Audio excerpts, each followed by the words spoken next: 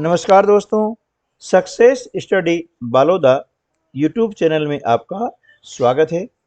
आज के इस वीडियो में हम कक्षा 8 विषय गणित का अध्याय 2 जिसके अंतर्गत प्रश्नावली 2.2 के प्रश्न क्रमांक 10 से 13 तक हल करना सीखेंगे। तो चलिए शुरू करते हैं हम आज का वीडियो। प्रश्न क्रमांक 10, किसी कक्षा में बालक और बालिकाओं की संख्याओं में अनुपात 7:5 हैं। यदि बालकों की संख्या बालिकाओं की संख्या से 8 अधिक है तो कक्षा में कुल कितने विद्यार्थी हैं। देखिए यहाँ पर बालक और बालिकाओं की संख्याओं में अनुपात आपको दिया गया है 7:5 दिया गया है। क्या दिया गया है? 7:5 है ना। और बताया गया है कि बालकों की संख्या जो है वह बालिकाओं की संख्या से 8 अधिक है ना। क्या है? 8 अधिक है। तो ऐसी कंडीशन में क्या करेंगे कि वहां पर हम देखेंगे जो संख्या है वो मान लेते हैं। प्रश्न को अब करते हैं हल। माना कि कक्षा में बालकों की संख्या कितनी है? 7x तथा बालिकाओं की संख्या बराबर 5x है ना, क्योंकि इनका अनुपात दिया गया है 7:5। ठीक है, अब हमने यहां पर संख्या मान ली है। अब प्रश्न अनुसार प्रश्न में क्या कहा है कि यदि बालकों की संख्या है ना बालिकाओं की संख्या से 8 अधिक है। बालकों की संख्या कितनी है? 7x है ना। बालकों की संख्या आपको दी गई है 7x और कहा गया है कि बालिकाओं की संख्या से 8 अधिक है, यानी बालिकाओं की संख्या कितनी है? 5x है। ठीक है, अब ये 8 अधिक है तो इसमें हम 8 जोड़ देते हैं तो दोनों पक्ष हमारे बराबर हो जाएंगे। ठीक है, अब सजातीय राशियां जो है उनको हम एक तरफ कर लेते हैं, यानी 7x है ना, यह 5x है, इसका हम करेंगे पक्षांतर तो प्लस का हो जाता है यहाँ -5x बराबर 8। ठीक है, अब 7x में से हम क्या करेंगे कि 5x को माइनस कर लेते हैं तो बचेगा 2x। तो 2x बराबर 8 है ना। x के साथ में 2 गुणा की क्रिया कर रहा है, इसका हम पक्षांतर करेंगे तो यहाँ हो जाएगा x बराबर 8/2 है ना। गुणा की क्रिया कर रहा है, पक्षांतर करेगा तो भाग की क्रिया अर्थात वह बटे में चला जाएगा। 2 एकम 2 और 2 चौके 8। इस प्रकार से हमने 2 से 8 को डिवाइड किया तो x बराबर कितना आ जाएगा? 4। ठीक है, अब हमारे पास में क्या है? यहाँ 7x है तो इसलिए 7x बराबर 7 गुणा x है ना। तो x की वैल्यू कितनी है? 4 है, तो हमने यहाँ पर 4 लिख दिया और 4 का गुणा करेंगे 7 में तो 4 सते 28 है ना। ये क्या हो गई? बालकों की संख्या है ना। इसी प्रकार से 5x का हम मान ज्ञात करेंगे तो 5x बराबर 5 गुणा 4, क्योंकि x का मान 4 है, 4 पंजे 20। ठीक है, तो अतः यहाँ पर लिख देंगे कि अतः बालकों की संख्या है ना, बालकों की संख्या 28 है ना। बालकों की संख्या कितनी है? 28 तथा बालिकाओं की संख्या है ना, बालिकाओं है ना की संख्या 28 है ना। अब बालक कितना हो गया? 28 और बालिकाओं की संख्या कितनी हो गई? 20 है। ठीक है, इस प्रकार से यानी बालकों की संख्या 28 और बालिकाओं की संख्या 20 हो गई है। ये आपका हो गया आंसर। अगला प्रश्न है, बाईचुंग के पिताजी उसके दादाजी से 26 वर्ष छोटे हैं और उससे 29 वर्ष बड़े हैं।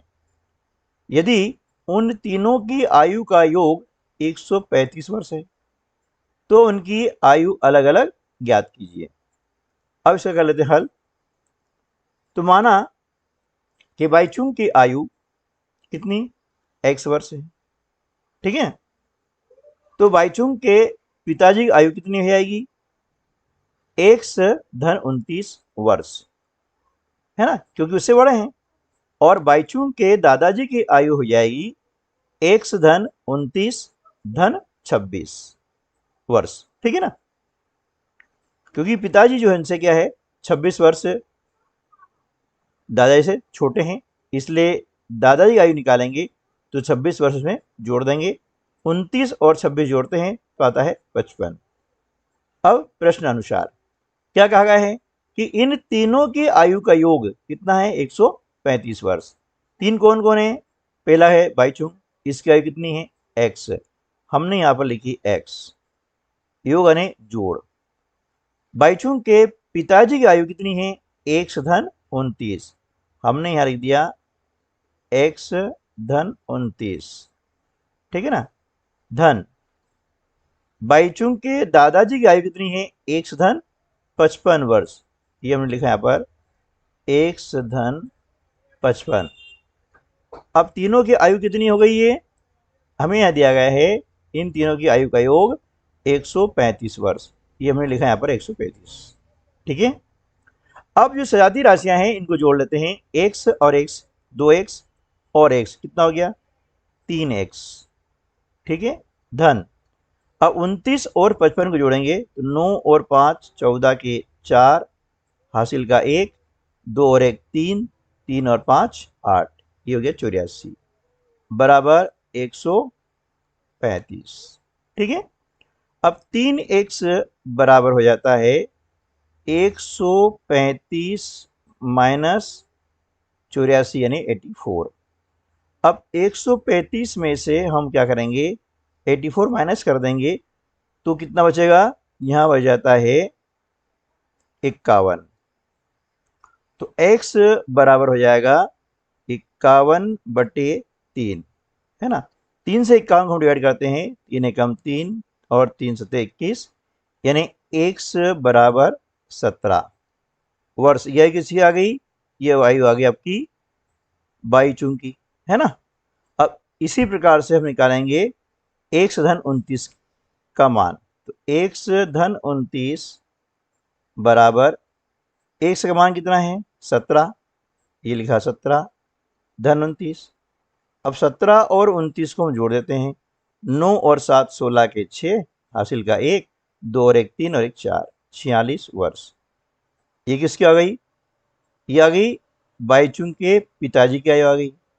इसी प्रकार से हम जोड़ेंगे, है ना, x धन 55 का मान ज्ञात करेंगे, x का मान कितना है 17 है, अब 17 में जोड़ेंगे हम कितना 55, तो 7 और 5 12 के 2, हासिल का 1, 5 और 1 6 और 1 7, यानी 72 वर्ष। ये जो है बाईचुंग के दादाजी की आयु हो जाएगी, ठीक है ना। यह आयु किसकी हो गई है, ये आयु हो गई है बाईचुंग की आयु, ठीक है, ये किसकी हो गई, बाईचुंग की आयु आ गई।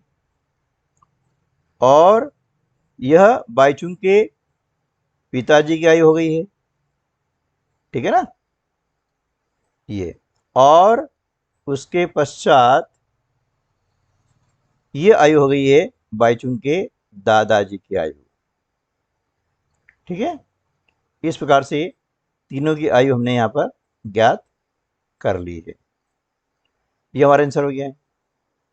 अब प्रश्न क्रमांक 12, 15 वर्ष बाद रवि की आयु उसकी वर्तमान आयु से 4 गुनी हो जाएगी, तो रवि की वर्तमान आयु क्या है, इसको हम हल करते हैं।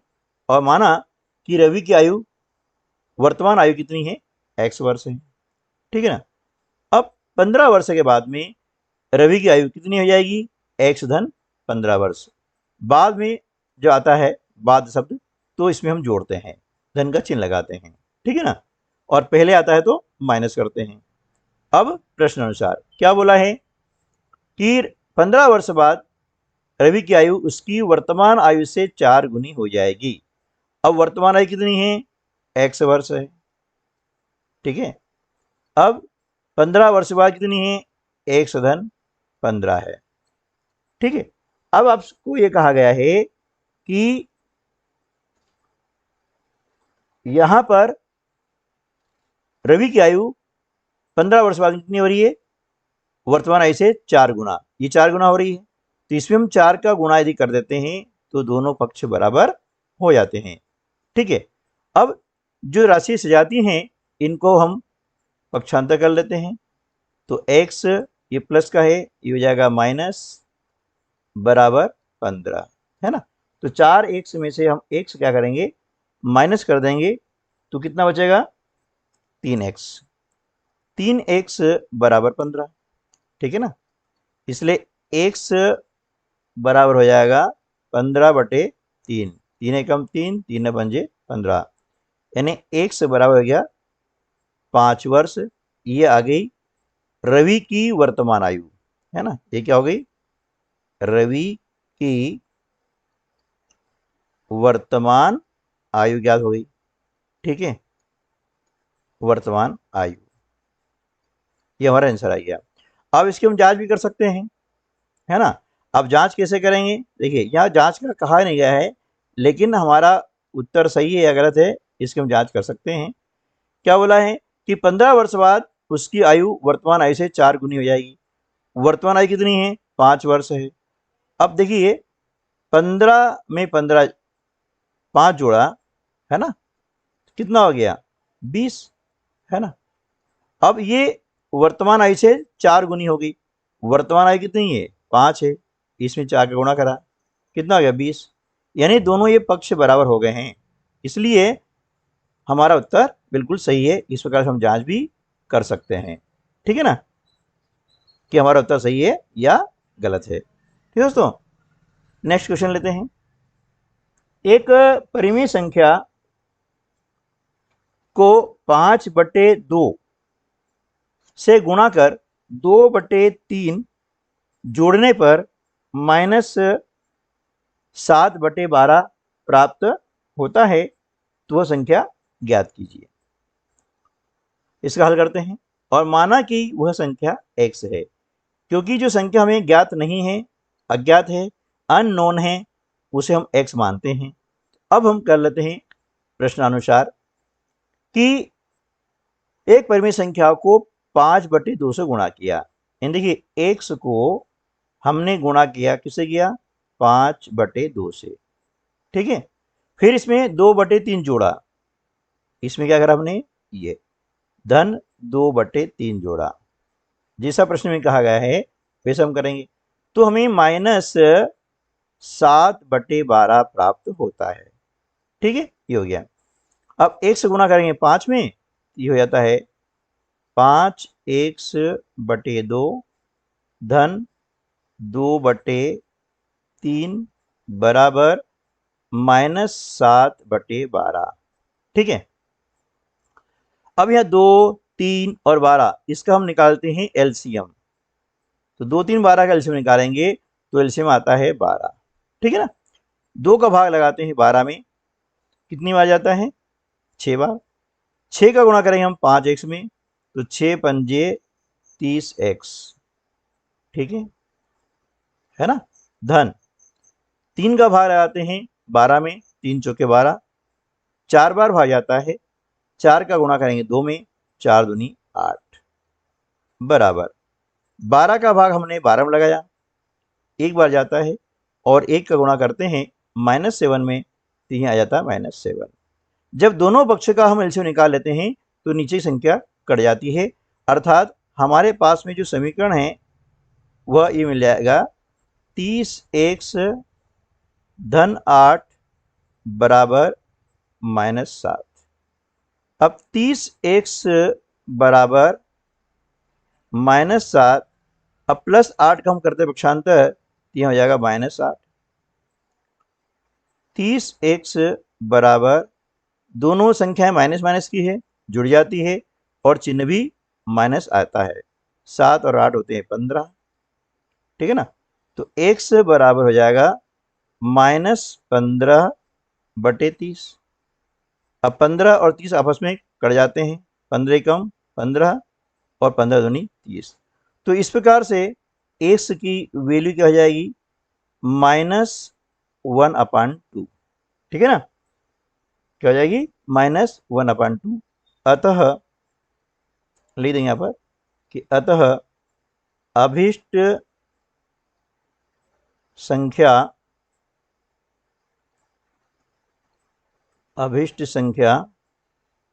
-1/2 है। ये हमारा उत्तर हो जाएगा। ठीक है दोस्तों, उम्मीद है कि यह आज के जो प्रश्न है आपको अच्छे समझ में आ गए होंगे। मिलते हैं अगले वीडियो में, तब तक के लिए नमस्कार, जय हिंद।